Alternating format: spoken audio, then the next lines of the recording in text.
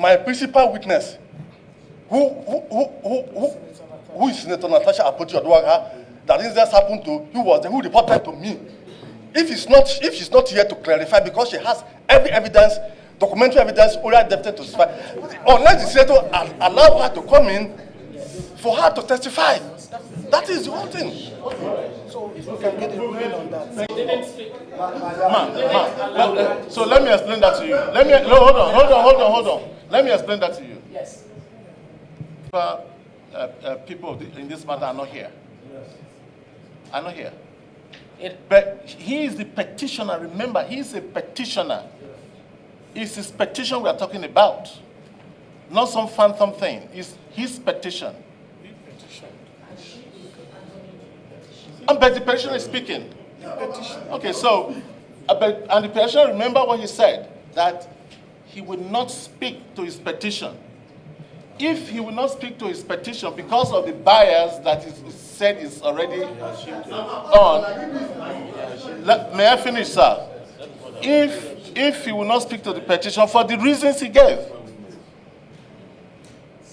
we won't even hear you, because there's nothing you're going to say, because he is the petitioner. You are here for the petitioner. You are not his witness. And if he will not speak to the petition, there's nothing we will hear from you, ma. So let me... No, you witness to what? Petitioner said he will not speak to his petition. We are witnessing to what? Ma'am, it's okay, we've heard you. We've heard you, ma'am. You said you would hear me? Once again, the chairman, distinguished senators of the Federal Republic of Nigeria, thank you for the opportunity. I want to say this. We received a petition that was served on my principal alongside... Bubani, yes. Please, for record purposes, what do you mean by we? Sorry? We. Let's be clear. Yes. We. What do you mean by the we? Senate President. Please. Sorry, Chief Ubani. It's important. It's Ubani, are you on oath? It's not his. I'm not a petition. I'm a counsel. I'm a counsel. Yes. I'm speaking like as a counsel. So I'm saying that, yes, my client received the petition and we went through the petition and the verifying affidavit. The truth of the matter is that when you have an affidavit, it is the evidence with which you prosecute your case. Unfortunately, the applicant or the petitioner has refused to adopt and possibly speak on the petition first before even the witness. Now, if you have given me the opportunity to look at the petition, we have a witness also that we have lined up in order to rebut whatever that has been already submitted to the distinguished Senate Republic of Nigeria. It's there already. We have the petition, we have the verifying affidavit. Verifying affidavit is the evidence. You don't talk about any other evidence because you enclose it. Whatever you have as an evidence is already in the verifying affidavit. So what we are saying is that if they are not going to adopt and you want us to rebut, we go ahead and then I put the witness that we have in order to rebut whatever has already been submitted before the distinguished Senate of the Federal Republic of Nigeria. We can rebut it. And then at the end of the day, if they want to go and probably want to ask questions, they can ask any question. They have a counsel here. My colleague, who is a professor of law, Dr. Abiola, can ask any of the witness of the respondent any questions. She has a right to do that. Just as I was also willing to ask question to the petitioner if he has gone ahead to adopt his petition, but he refused to adopt it, was alleging bias. Let me say this. He was mistaking the first incident where the suspended senator submitted her petition not in accordance with the rules of the Senate, and they told her that you have to comply. When she came back with that petition, she complied with the petition because she was no longer the person that signed it. She now presented it, and the Senate that day, if you recall what happened, accepted the petition and referred it immediately to the ethics committee, which is what the ethics committee is doing today, because he's mentioning the first instance where they said that it was dead on arrival because it was not in compliance with the rule. Now that the rule has been complied with and submitted properly, the Senate has referred it now to the Senate Committee on Ethics, Privileges, and Public Petition. They sat last Tuesday, invited them, they were not available, and he has explained why he was not available. Now effort was made in order to trace him, and he's here. So what I expect him to do is to adopt his petition. And then we now proceed from there. But if they have a tactics of delay or trying to misguide Nigerians and give an impression that there's no fair hearing, I think that the Senate committee should be able and wise enough to know that tactics and be able to do something concerning this petition. We are ready to defend it if they are ready to adopt it. That's what I want to say. Chairman, distinguished colleagues, Mr. Zubero, you forwarded and signed a petition, true or false? So how does the other person come in? Are you not the author of this piece? If we look at the body of the petition, it was clearly stated you will be here to testify and giving oral and evidence. That is and after you are able to adopt the petition as yours. It is not for you to dictate the proceedings here. No, sir.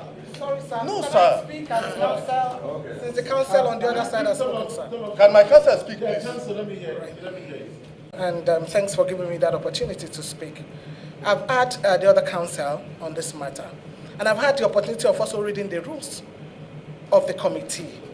And I could see that the committee has a right to deal with to do investigation and also to deal with issues of misconduct, which is what is before you. So we are not saying that by the jurisdiction of this committee, you don't have the power, to deal with this matter. However, what we are saying is that one of the things that my client had raised is the death on arrival, which the SAN has also mentioned as one of the statements that had come from the chair of the committee at a point in time, which was raised on the 5th of March. Sir, please, which was raised on the 5th of March. The rules of the National Assembly is very critical, is important, but it must also be in sync with the Constitution of Nigeria, which dictates in the real sense what fair hearing will mean and what justice, will mean for Nigerians. And that is why we're saying that until when we read that the rule of this house and that constitution, that's when we can say that we have fair hearing and justice in this regard.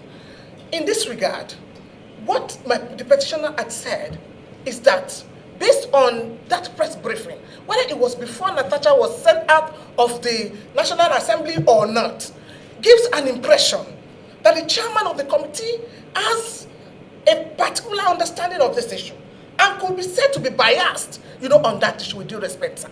And that is what my client is raising. Now, my client had raised one more point, that in the petition that he had put before you, sir, that the petition had said is going to bring the principal witness, Senator Natasha, as one of the witnesses to speak on this issue. And we are aware that the Senate had made a decision on where she can come and where she cannot come. And so that is why we are saying we are ready to proceed. An oath has been taken. We have our witnesses ready. And the principal witness is Senator Natasha. So we don't also want people to go ahead and think that we deliberately came here. We have been called on serious. We have been called serious, some names here. That we deliberately came here to come and stalemate here. No, that is not our intention. Our intention is that if we are going to proceed, we think the chair of the committee should please step down from this conversation to allow for fairness and justice in accordance with the constitution of this country, because we can give evidence. Premium Times, March 5th, Arise, it was also recorded. We have several documentary evidence to show that at a point in time, the chair had said, dead or an arrival, she has no case to answer, and other things, sir. Thank you very much. Counsel, thank you very much. Just need to, so that we can... Mr. Ubani, this is for you. I don't know, I know all my colleagues have the papers. We can see that part of your defense is that there are cases in court. Am I correct? Yes, Just hold on. Am I correct? Yes, can you speak to, I just want, because I want us to be fair here. Can you speak to that and also speak to what I understand that, Madam Counsel, what you are saying, so that we are clear, is that you can't proceed because Senator Natasha is here. You want the proceedings, is not here. You want the proceedings adjourned to allow her come. Is that what you are saying? Okay. Okay. No. Am I correct? Okay. So, Mr. Ubani, can you speak to those two things? One, we have before us today your defense, which says there are cases in court. Two, they've said that they would like Senator Natasha to be here for this hearing. Can you speak to those two things? On the issue of that the matter is sub judice, the truth of the matter is that the allegation of sexual harassment, the wife of distinguished Senator Akpabio has filed a suit, and I presented those two suits before the committee last Tuesday. There is a suit that had to deal. Do you have it? No, I submitted it, sir. I submitted it. Or petitioner, do you have what is defined? Well, we don't have it, that's why it's in the paper. Hold on, please, can you give them copies? Bring from. So that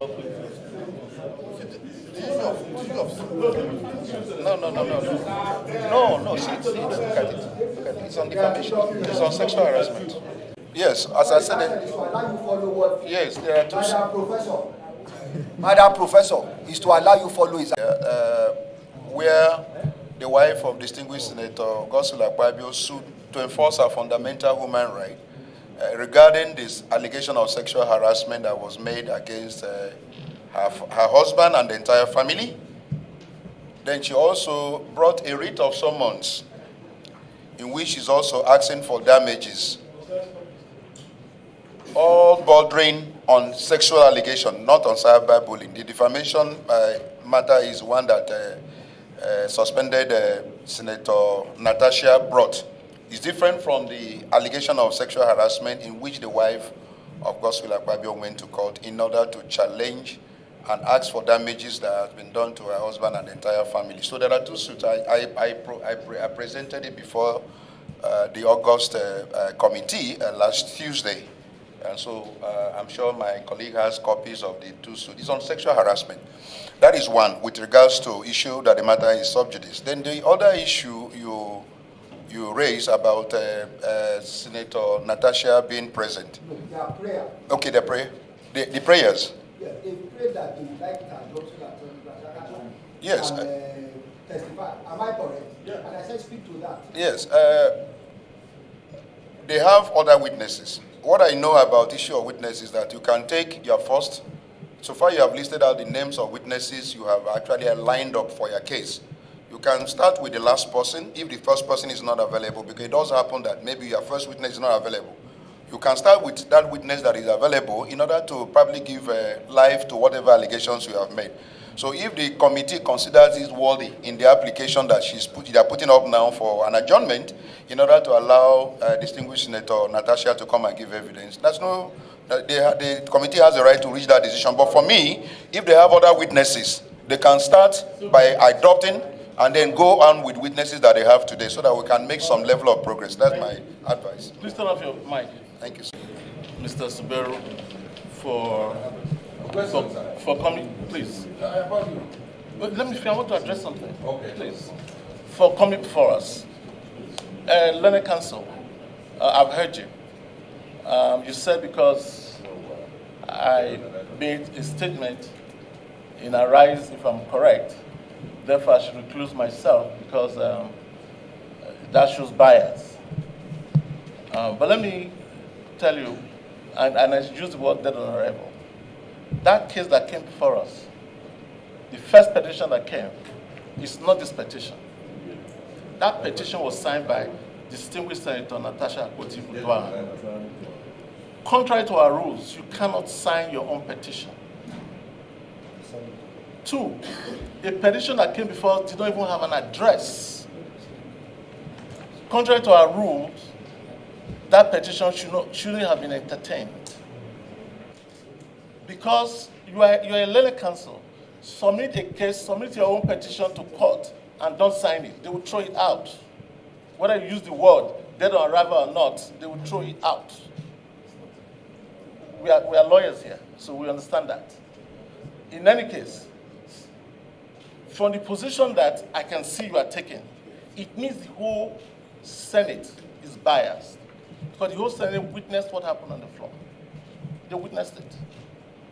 And so, I don't know what other committee you're going to now constitute that is not aware of what has been going on. 2, learned respondent has just told us, and I'm sure you have the case file and index number in front of you, that this matter is before a law court. and I will address that. And we'll address that by our rule book, which says Order 47, and I will read on record. Senate should not receive or deliberate on any matter to which actions are pending in any court of law. Senate should not receive or deliberate on any matter to which actions are pending in any court of law. This is our rule book, Senate Standing Orders 2023 as amended. And I'm glad you said you have had the opportunity to read this rule book. Therefore, based on two things. One, the petitioner said he would not speak to his petition because the Senate is biased, or I'm biased, or the committee is biased. Two, the respondent has just told us, and the papers are before you, that this case is before a competent court of law. Therefore, this committee will allow a court of law that will not be biased to handle this matter. Therefore, this matter is closed here at the Senate and is adjourned.